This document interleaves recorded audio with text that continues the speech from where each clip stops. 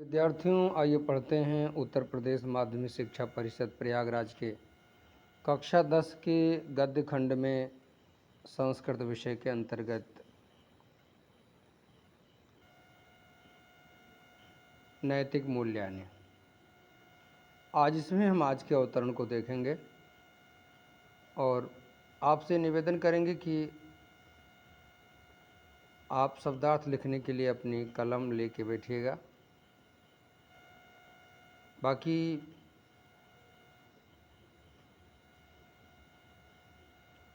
यदि आपके परिचय के कोई विद्यार्थी कहीं अलग पढ़ रहे हैं और उनको संस्कृत विषय में कोई दिक्कत हो रही है तो हाई स्कूल के संस्कृत के लिए आप उनको अपना चैनल देखने के लिए कहिए, उन तक वीडियो शेयर कीजिए।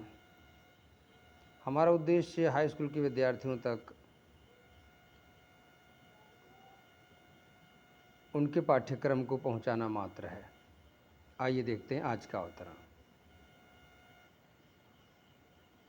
विचार्यमाणे साहित्ये आदिकालाद् एव सर्वेष्वपि राष्ट्रेषु अयं विश्वासः प्रचलितः आसीत् यत् काव्यस्यान्येषु प्रयोजनेषु सत्स्वपि एकं मुख्यं प्रयोजनं नैतिक परितोषः। प्लेटो, अरस्तु, पेटर, होरेस आदि सर्वैः विचारकैः काव्यस्य मुख्यं प्रयोजनं नैतिक विकासः एव स्वीकृतः। नैतिक मूल्यैः व्यक्तेः सामाजिकी प्रतिष्ठा विवर्धते। मानव कल्याणाय नैतिकता आवश्यकी। नैतिकतैव व्यक्तेः समाजस्य राष्ट्रस्य विश्वस्य कल्याणं कुरुते। नैतिकता चरणेनैव मनुष्येषु त्यागः, तपः, विनयः, सत्यं, न्यायप्रियता एवं अन्ये अपि मानवीयाः गुणाः उत्पद्यन्ते।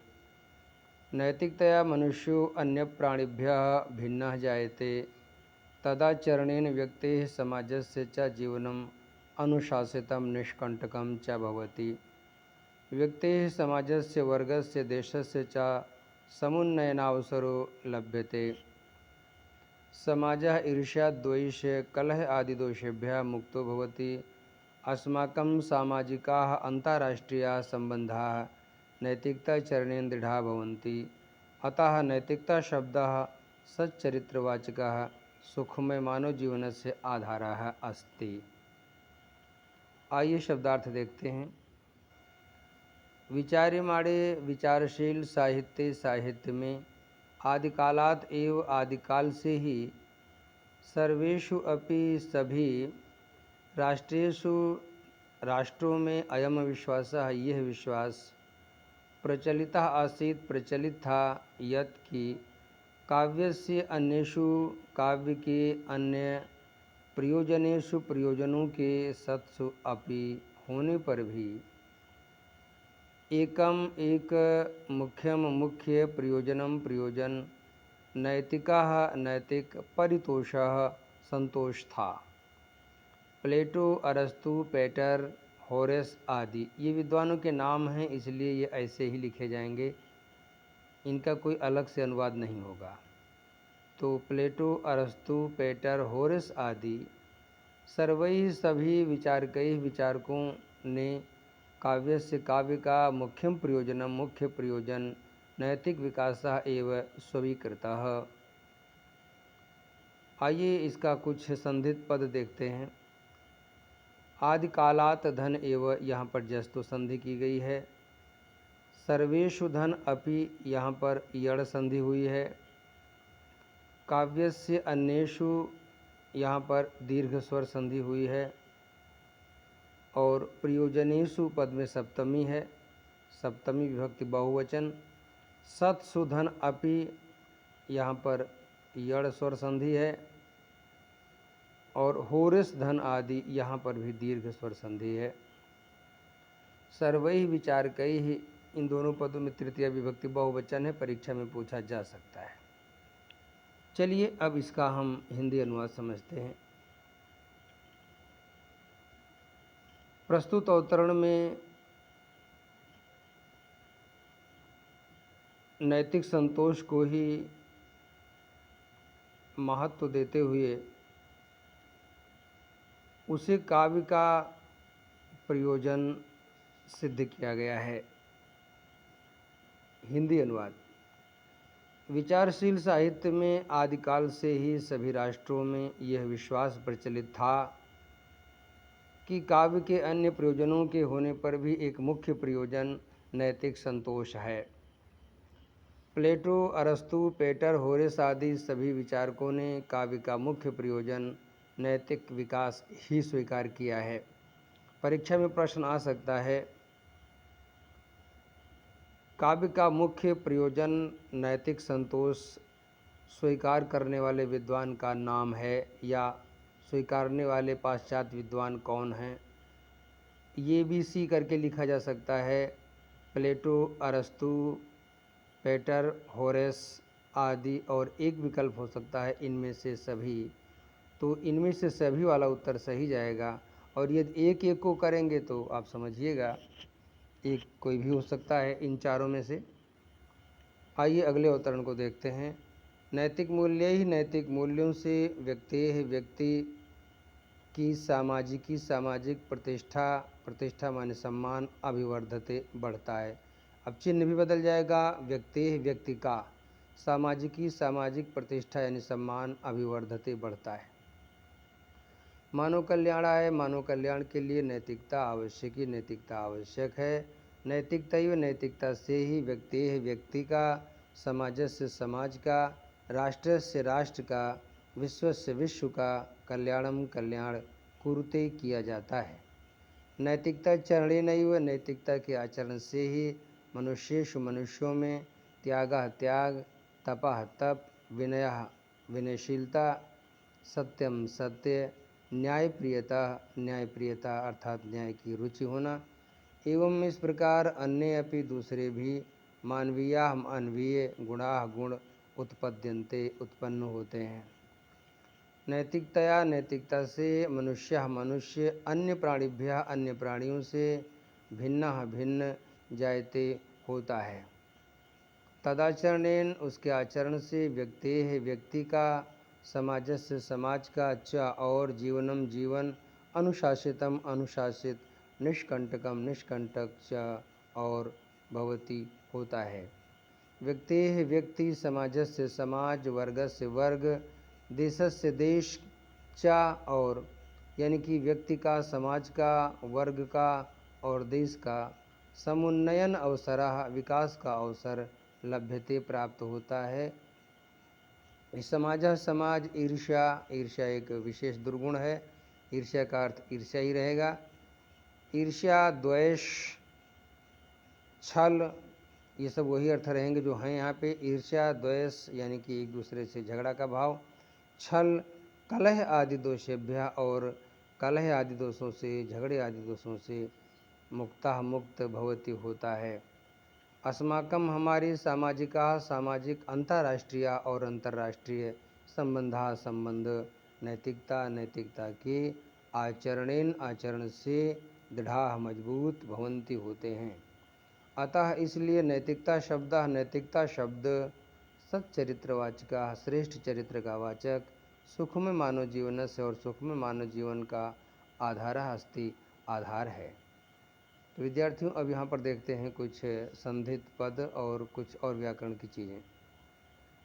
प्रतिष्ठा धन अभिवर्धते, प्रतिष्ठा बढ़ती है, यहाँ पर दीर्घ स्वर संधि है। मानव कल्याणाय पद में चतुर्थी विभक्ति है। नैतिकता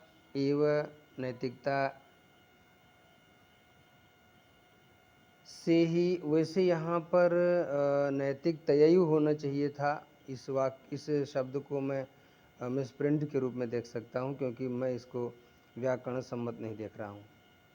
ये काफ़ी दिन से ऐसा है। नैतिकतयु लिखा है, नैतिकतया एव होना चाहिए था, तो थोड़ा सा ये वाक्य सही होता। फिलहाल जो कुछ भी है, नैतिकता धन एव से बनाया इन्होंने नैतिकतयो। वृद्धि संधि लगी है। और नैतिकता धन आचरणेन, यहाँ पर दीर्घ स्वर संधि है, और आचरणेन धन एव यहाँ पर वृद्धि संधि है। और एवं अन्य धन अपि, यहाँ अन्य और अपि में पूर्व रूप संधि है। इंगा पदांताद अति सूत्र लगा है।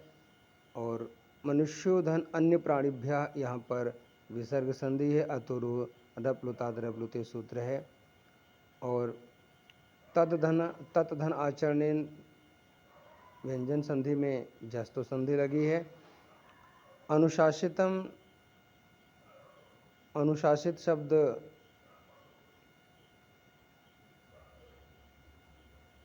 अनुपसर्ग पूर्वक शास्य धातु से बना हुआ है।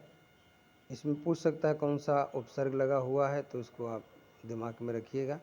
निष्कंटकम पद में अव्ययभाव समास लगा हुआ है, कंटका नाम अभावा पद बनेगा। तो इतना कठिन नहीं पूछेगा, लेकिन अब थोड़ा सरल करने के लिए बता रहे हैं। समुन्नयन धन अवसरः, यहाँ पर समुन्नयन धन अवसरः इस पद में द्वित्व संधि हुई है, ना 2 बार हो गया है, क्योंकि ना के बाद यदि कोई स्वर आएगा तो ऐसा होता है कि उसका द्वित्व हो जाता है। तो समुन्नयन धन अवसरः, अगर यहाँ पर इस अवसर शब्द को देखते हैं तो समधन उन्नयन पद जब जोड़ते हैं तब द्वित्व होता है, और समुन्नयन धन अवसरः जब इसे देखते हैं तो दीर्घ बनता है। आइए देखते हैं, कलह धन आदि धन दोषेभ्य यह शब्द है, इसे आप दीर्घ स्वर संधि में समझेंगे। अंतर्राष्ट्रीय, दिमाग में रखिएगा, कभी संस्कृत में अंतर्राष्ट्रीय लिखना पड़े तो कैसे लिखा जाएगा, यही शुद्ध है। अंतर्राष्ट्रीय है, पूछ सकता है कौन सा शब्द सही है, क्योंकि अंतर्राष्ट्रीय आप दूसरे रूप में लिख करके देखे होंगे। हिंदी में और तरीके से लिखा जाता है, संस्कृत में पूछेगा तो ऐसे होना चाहिए। और अंत में देखते हैं, सुखमय धन मानव जीवनस्य धन आधार है। मानव जीवनस्य धन आधार है, यहाँ पर दीर्घ स्वर संधि है। तो अब आइए इसका हम, हाँ एक बात यहाँ ध्यान में रखिएगा, परीक्षा में प्रश्न पूछ सकता है, मनुष्य के मानवीय गुणों का उल्लेख कीजिए, तो आप त्याग, तप, विनय, सत्य, न्याय, प्रियता इत्यादि लिख देंगे। हो सकता है ऐसा कोई प्रश्न बना दे। चलिए हिंदी अनुवाद समझते हैं। प्रस्तुत अवतरण में पहले प्रसंग देखिएगा। प्रस्तुत अवतरण में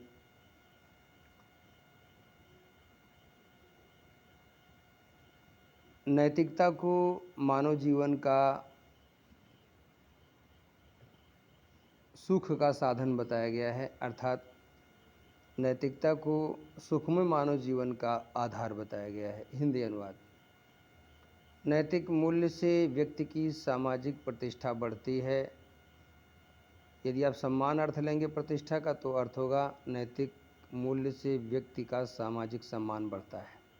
बात दोनों एक ही है। मानव कल्याण के लिए नैतिकता आवश्यक है। नैतिकता से ही व्यक्ति, समाज, राष्ट्र और विश्व का कल्याण होता है। नैतिकता के आचरण से ही मनुष्य में त्याग, तप, विनयशीलता, सत्य, न्याय, प्रियता, इस प्रकार से और अन्य गुण, मानवीय गुण भी उत्पन्न होते हैं। नैतिकता से मनुष्य अन्य प्राणियों से भिन्न होता है। उसके आचरण से व्यक्ति और समाज का जीवन अनुशासित और निष्कंटक होता है। व्यक्ति, समाज, वर्ग और देश के विकास का अवसर प्राप्त होता है। समाज ईर्ष्या, द्वेष, छल, झगड़े आदि दोषों से मुक्त होता है।